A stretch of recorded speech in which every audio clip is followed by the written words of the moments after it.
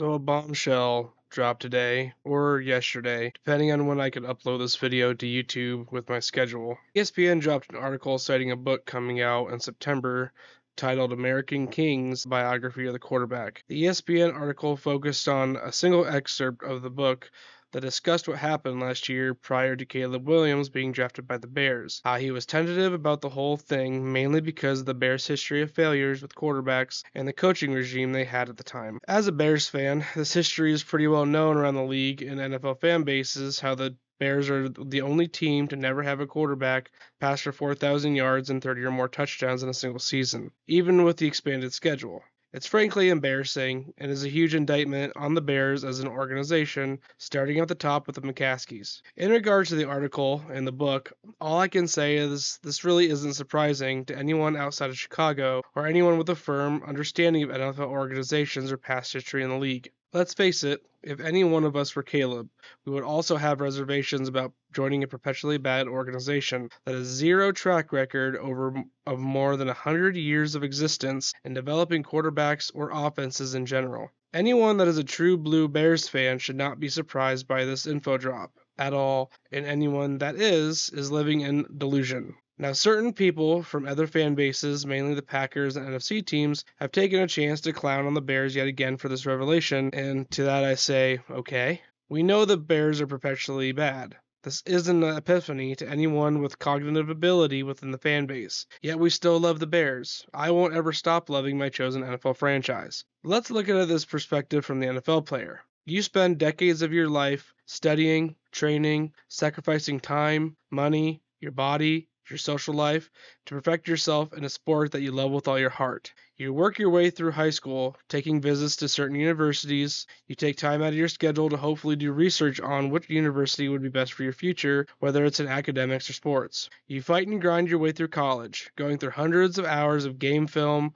training constantly, working out every chance you get, performing for the biggest crowds under the brightest lights, with all the pressure of knowing there are dozens of NFL scouts in the stand right now, monitoring and analyzing every move you make, every play you take, your foot speed, your arm speed, your release, your hands, your fight for the ball, your game speed, your awareness on the field, your interactions on the sidelines with coaches and other players. Everything is under a microscope for at least 3+ years of your life. You finally make it through college, uninjured, top of your game. You talk to your agent and NFL personnel about your draft prospects. You find out there are multiple teams in the first round looking at you deeply. You go to the Senior Bowl, the Combine. You go through grueling tests, invasive measurements, and interviews. You question on anything and everything that happened in college, high school, or even before that.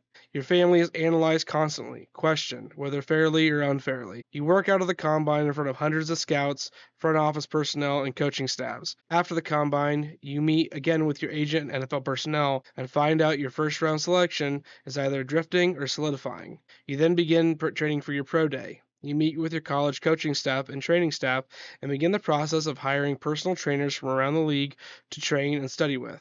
You go through your pro day and meet with more NFL teams and do interviews again, this time asking more invasive questions about you and your personal life, testing you on your football knowledge. You then begin to schedule visits across the country.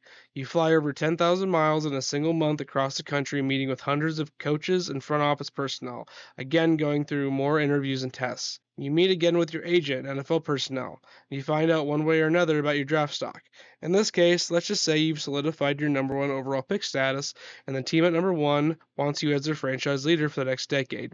You begin to look into the team and find out this team has failed hundreds and hundreds of players across 10 decades of history. They go through coaches every 3 years. They don't develop players as they should. They have a history of being cheap when it comes to NFL decisions. Their current coaching staff is a huge question mark, and there is a chance that the whole regime could be fired at the end of the season and you're stuck with the new personnel you're not comfortable with.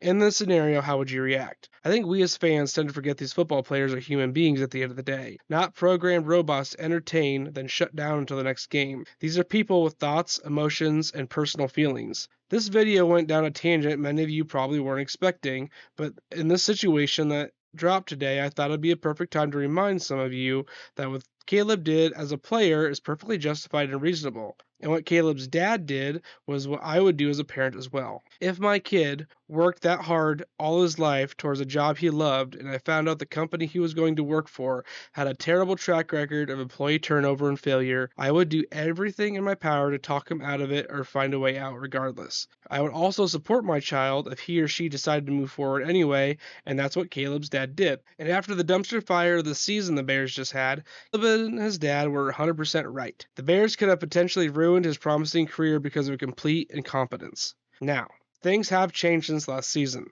The Bears seem to have made the right hire and right choice with Ben Johnson and his coaching staff. Caleb approves based off his comments made after the Ben's press conference. There is a chance that the Bears might have fumbled their way into success with Caleb and Ben, but whether that's the case or not, Caleb and his dad were completely right.